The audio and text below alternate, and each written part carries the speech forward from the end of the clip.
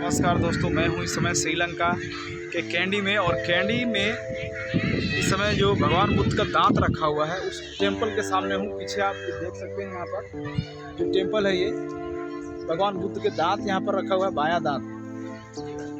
और यहाँ पर हर रोज सिर्फ श्रीलंका या भारत से नहीं, पूरी दुनिया के हजारों हजार लोग आते हैं। जो लोग भगवान बुद्ध में आस्था रखते हैं, धम्म में आस्था रखते हैं, संघ में आस्था रखते हैं, पूरी दुनिया के लोग यहाँ पर आते हैं। और सबके लिए एक ऐतिहासिक जगह है, पावन जगह है। काफ़ी बड़े एरिया में यह बनाया गया है। और यहाँ पर आप देखेंगे पंचशील का जो पट्टी है, वो पंचशील का जो ध्वज है आपको चारों तरफ दिखेगा। और यहाँ हमारे जस्ट पीछे आप देखेंगे, काफ़ी ऊंचाई पर देखिए पंचशील ध्वज है। लाइन से यहाँ देखेंगे पीछे पंचशील ध्वज यहाँ पर चारों तरफ लहरा रहा है। हालांकि हम लोगों को समय की जानकारी नहीं थी, इसलिए हम लोग थोड़ा सा लेट हो गए। सुबह 5:30 बजे से 8:30-9 बजे तक ये मंदिर खुलता है और शाम को 6:30 बजे के बाद खुलता है। चूँकि हम लोगों को जानकारी नहीं थी और वापस जाना है आज, इसलिए हम लोग अंदर जो मुख्य दंत धातु है उसको हम लोग नहीं देख पाए। तो वहाँ तक हम लोग पहुँचे, उसका भी डोर चूँकि बंद है। और इस पूरे एरिया को, अभी ये पूरा एरिया कैंडी जो है ये श्रीलंका की राजधानी हुआ करता था। और लंबे समय तक, थोड़े दिन के लिए नहीं, काफ़ी लंबे समय तक श्रीलंका की राजधानी कैंडी थी, क्योंकि बेहद खूबसूरत। और यहाँ पर बिल्कुल नेचुरल तरीके से बनाया गया है इसको। नेचुरल तरीके से मैं इसलिए कह रहा हूँ क्योंकि पर्यावरण का विशेष ध्यान रखा गया है। चारों तरफ आप देखेंगे, हमारे पीछे चारों तरफ आपको यहाँ पर हरियाली दिखाई देगी। चारों तरफ हरियाली है, छोटे छोटे पेड़ हैं, बड़े पेड़ भी हैं। और पीछे जो है आप देख सकते हैं यहाँ पर ये आम, और यहाँ पर 12 आम ज़्यादा होते हैं क्योंकि साल के 12 महीने। इसका एक वजह ये भी है कि यहाँ मौसम जो है पूरे साल थोड़ी बहुत बारिश होती रहती है। भारत में जिसे हम श्रावण पूर्णिमा कहते हैं, उस समय जब उस पूर्णिमा को यहाँ पर पोया डे कहा जाता है। और पोया डे के बाद यहाँ पर कैंडी में ज़्यादातर बारिश होती है, कंटिन्यू बारिश होती है। तो आप पीछे देख सकते हैं दुनिया के श्रद्धालु यहाँ पर आए हुए हैं। और ये सिर्फ एक दिन के लिए नहीं है, हर रोज़ यहाँ पर लोग आते हैं, क्योंकि बहुत ही ऐतिहासिक जगह है ये। भगवान बुद्ध का बायां दांत रखा हुआ है और श्रीलंका ने इसको संजो कर रखा है। ये बहुत गौरव की बात है, पूरे भारतवासियों के लिए पूरे गौरव की बात है। साथियों, आप सबको मैं इस वीडियो में अंदर दिखाने वाला हूँ कि भगवान बुद्ध का दांत आखिर कहाँ रखा हुआ है और किस मंदिर के अंदर रखा हुआ है। क्योंकि यहाँ पर म्यूजियम भी है और म्यूजियम में बहुत सारी चीज़ें हैं जिसे मैं अपने वीडियो में आगे आप लोगों को मैं दिखाऊँगा। तो उम्मीद करता हूँ आप सब बहुत ध्यान से इस वीडियो को देखेंगे और आप सब पसंद भी करेंगे। तो अधिक जानकारी के लिए आप लोग इस वीडियो को कंटिन्यू देखिए, आगे देखिए, बहुत ही रोचक होने वाला है ये वीडियो। तो साथियों, जैसा कि आप सब जानते हैं, अक्सर मेरे साथ ये होता है। और मेरे साथ ही नहीं, मैं कहूँ कि श्रीलंका का जो क्लाइमेट है, जो वेदर है, वो ऐसा ही है। जब मैं कहीं किसी टूर का प्लान करता हूँ, योजना बनाता हूँ, कहीं जाता हूँ, अक्सर बारिश होती है। बिना बारिश के मेरा कोई भी टूर अभी तक हुआ नहीं। चाहे मैं अनुराधापुर गया हूँ, चाहे श्रीपाद गया हूँ, चाहे कहीं भी गया हूँ श्रीलंका में, तो वो हमारे टूर का हिस्सा होता है बारिश।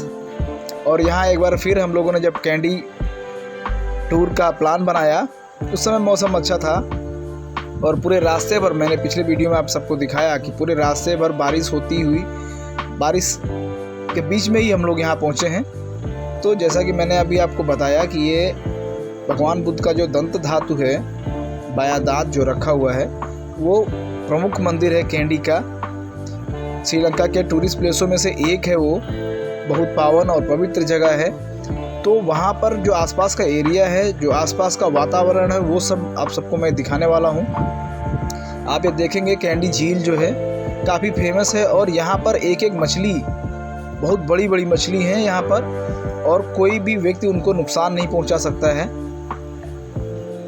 चूँकि पूरी दुनिया के लोग यहाँ पर आते हैं, पूरी दुनिया के पर्यटक आते हैं यहाँ पर, लेकिन किसी की हिम्मत नहीं है किसी भी पक्षी को, किसी भी मछली को, किसी को कोई नुकसान पहुँचाए, किसी पेड़ पौधे को, किसी फल को कोई नुकसान नहीं पहुँचाता है। चूँकि आप प्रकृति के साथ प्यार करेंगे तो ही अच्छा लगता है। तो आप यहाँ पर देखेंगे, अब हम लोग धीरे धीरे मंदिर की तरफ बढ़ रहे हैं और यहाँ पर आप एक चीज़ देखेंगे कि दोनों तरफ ये जो गैलरी बनाई गई है, जो कॉरिडोर है, कॉरिडोर के दोनों साइड आप देखेंगे पंचशील के ध्वज यहाँ पर लाइन से लगे हुए हैं। बारिश हुई है, एक एक पत्ती धुली हुई है, बिल्कुल हरी साफ सुथरी है। और यहाँ पर आप देखेंगे श्रीलंका के जो उपासक हैं, जो बुद्ध धर्म संघ में आस्था रखते हैं, उन लोगों की एक विशेषता मैं आप सबको मैं दिखाऊंगा, बताऊंगा आगे वीडियो में। यहाँ पर देखिए नेचुरल फ्रूट्स है, यहाँ पर ये नेचुरल फ्रूट्स है यहाँ पर। तो वाकई प्राकृतिक सौंदर्य को अपने आप में समेटे हुए कैंडी। तो जो मैं बात कर रहा था साथियों, जो श्रीलंका के उपासक हैं, आम नागरिक हैं, जब वो बुद्ध विहार आते हैं, ज़्यादातर लोगों को आप देखेंगे यहाँ पर वो सफ़ेद कपड़ों में आते हैं, विथ फैमिली सफ़ेद कपड़ों में ही आते हैं ज़्यादातर लोग, और होना भी चाहिए। आप बिल्कुल श्वेत वस्त्र में आए, ज़्यादा बेहतर है। तो एक चीज़ और मैं श्रीलंका में मैंने देखा, चूँकि पिछले लगभग 1.5 साल से यहाँ रह रहा हूँ, एक चीज़ और मैंने देखा है श्रीलंका में कि भारत के लोग जितने बेहतर तरीके से धर्म को नहीं जानते हैं, उससे सैकड़ों गुना ज़्यादा श्रीलंका के लोग धर्म को बेहतर समझते हैं। और कभी कभी आंखें नम हो जाती हैं साथियों कि भारत की उस प्राचीन परंपरा को, भारत की उस प्राचीन विरासत को आज भी श्रीलंका के लोग संजो कर रखे हुए हैं। भारत के लोग साल में एक बार बुद्ध पूर्णिमा होती है और उस दिन भी हम समय से कई बार पूजा उपासना नहीं कर पाते हैं, हम बुद्ध विहारों को नहीं पहुंच पाते हैं। लेकिन श्रीलंका जब आप आएंगे तो श्रीलंका में हर महीने जो पूर्णिमा होती है उसको यहाँ पर पोया दिवस कहा जाता है, पूर्णिमा को। और हर महीने की पूर्णिमा को श्रीलंका में आप समझिए कि सम्राट अशोक ने जो अपने शिलालेख में लिखवाया था कि पूर्णिमा के दिन मांस मदिरा का सेवन नहीं करना है, और उसको आज श्रीलंका फॉलो करता है। सोचिए, सम्राट अशोक के शिलालेख को आज भी श्रीलंका की जो सरकार है वो आज भी फॉलो करती है। जिस दिन पूर्णिमा होती है यहाँ, अर्थात पोया दिवस होता है, उस दिन यहाँ पर आपको मांस और मदिरा की दुकानें खुली नहीं मिलेंगी। और उस दिन सभी लोग अपने घरों में रुकते हैं, सरकारी छुट्टी होती है महीने में एक दिन, और उस दिन सभी लोग अपने अपने परिवार के साथ, अपनी फैमिली के साथ सफ़ेद कपड़ों में पूजा उपासना अपने घर में करते हैं सबसे पहले तो। और उसके बाद शाम को बुद्ध विहारों में बाकायदा जो भिक्षु संघ होता है वो देशना देते हैं वो, तो वहाँ पर विद फैमिली लोग जाते हैं, सपरिवार जाते हैं, बैठते हैं और भिक्षु संघ जो बताते हैं वहाँ पर सारी चीज़ों को ध्यान से सुनते हैं, पूजा उपासना करके, और फिर वो वापस अपने घरों को आते हैं। तो कम से कम वो महीने में एक दिन समय निकाल करके और प्राचीन संस्कृति विरासत को संजोए हुए हैं। और हम भारत के लोग का श्रीलंका का 10% भी अगर हम लोग कर लेते तो हमारे देश में भी धर्म का ये हाल नहीं होता। जिस रूप में हम अभी देख रहे हैं उस रूप में नहीं देखते। क्योंकि अगर आप कहीं पढ़ेंगे, कहीं देखेंगे, सर्च करेंगे तो जो ऐतिहासिक तथ्य हैं, भारत में सबसे प्राचीन धर्म बौद्ध धर्म और जैन धर्म निकल करके आपको सामने आता है, जिनके पुरातात्विक अवशेष मिलते हैं जो संग्रहालयों में रखे हैं। तो साथियों, मैं दूसरी तरफ न जा करके मैं कैंडी में जो दंत धातु टेम्पल है मैं उसकी बात करूंगा। तो हम लोग यहाँ से अब एंट्री कर रहे हैं।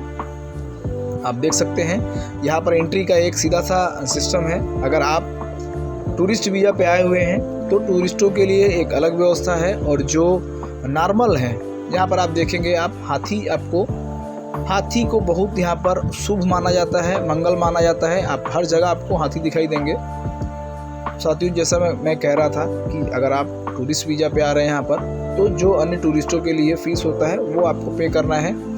अगर आप श्रीलंका में एम्प्लॉयमेंट वीज़ा पे हैं तब आपको कोई फीस नहीं पे करनी है। जो लोकल श्रीलंका के लोग जिस तरह से एंट्री करेंगे वैसे ही आपको एंट्री करना है, भारत के लोगों को एंट्री करना है। तो हम लोग जो मुख्य दंत धातु टेम्पल था, हम लोग अब वहाँ पहुँच चुके हैं और ये 3 मंजिल का है। और श्रीलंका में पहले भी मैंने अपने कई सारे वीडियो में आपको दिखाया कि यहाँ पर हाथी का जो दांत होता है उसको बहुत ही मंगल माना जाता है। यहाँ आप देखिए सामने जो दंत धातु है रखा हुआ है। हम लोगों की टाइमिंग थोड़ा सा ठीक नहीं आने की, मुझे नहीं जानकारी थी। 6:30 बजे शाम को खुलता है और सुबह 9 बजे तक खुला रहता है। तो हम लोग बाद में आए हैं चूँकि, इसलिए अभी ये मुख्य द्वार जो है वो दंत धातु का वो बंद है।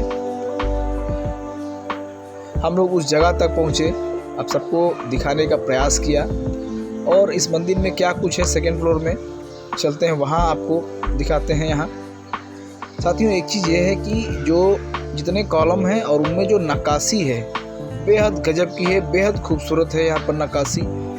और आपको हर कोने में, तो श्रीलंका की विशेषता है, आपको हर गली हर कोने में आपको तथागत बुद्ध मिलेंगे। सिर्फ तथागत बुद्ध मिलेंगे, अलग अलग मुद्राओं में, कई मुद्राओं में मिलेंगे और कोई नहीं। ये देखकर बहुत अच्छा लगता है कि सम्राट अशोक का जो स्वर्णिम काल था लगभग 2300 वर्ष बीत गए और 2300 वर्षों बाद भी आज भी उसी रूप में, बिना किसी मिक्सिंग के, मिश्रण के, आज भी उसी शुद्धता के साथ उस संस्कृति को संजोए हुए श्रीलंका।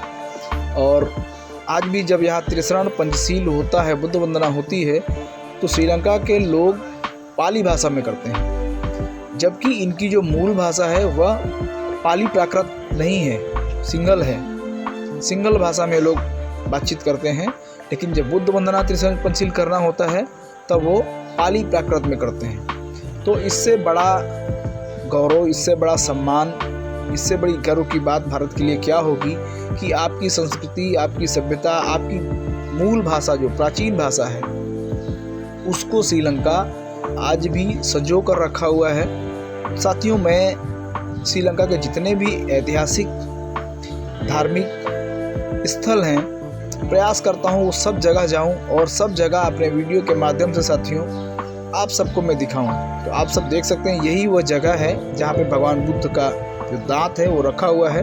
अभी दरवाजे बंद हैं, आप देखेंगे ये पर्दा है, पर्दे के अंदर दरवाज़ा है और यहीं पर छोटा एक गोल्डन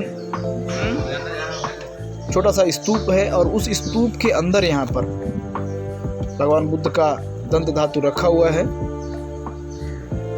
और मैं इस ऐतिहासिक जगह, इस पावन जगह आकर के मैं धन्य हुआ, क्योंकि मैं श्रीलंका में आकर भगवान बुद्ध के जो केस हैं, बाल अर्थात, उनको भी मैंने देखा केलनिया महाविहार में। और अब मैं दंत धातु टेम्पल जो है वहाँ भी आया हूँ। तो साथियों कभी कभी खुद को बहुत गौरवान्वित फील करता हूँ मैं श्रीलंका में आकर के अपने पुरखों की विरासत को, भारत की गौरवशाली विरासत को अपनी आँखों से देखने का जो अवसर मिला, वास्तव में मेरा जो जीवन है वो धन्य हुआ।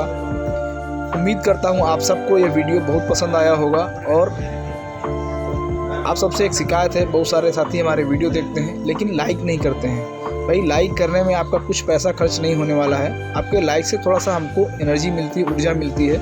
उम्मीद करता हूँ वीडियो को आप लोग लाइक करेंगे और इसको अधिक से अधिक लोगों तक शेयर करेंगे और अपने महत्वपूर्ण सुझाव जो हैं आप लोगों के वो कमेंट बॉक्स में ज़रूर लिखें, ताकि अगला वीडियो में बनाऊँ वो सारी चीज़ों को मैं कवर कर सकूँ। यहाँ पर भगवान बुद्ध से जुड़ी उनके जन्म से लेकर महापरिनिर्वाण तक हर एक दशा को यहाँ पर दर्शाया गया है। हालांकि यहाँ पर वीडियोग्राफी अलाउड नहीं है, इसलिए इसको मैं ज़्यादा नहीं दिखा सकता हूँ। आप सबको सुरक्षा का ध्यान रखना है, निवेदन पूर्वक मैंने थोड़ा सा एक अंश लिया है। वीडियो को ध्यान से देखने के लिए धन्यवाद।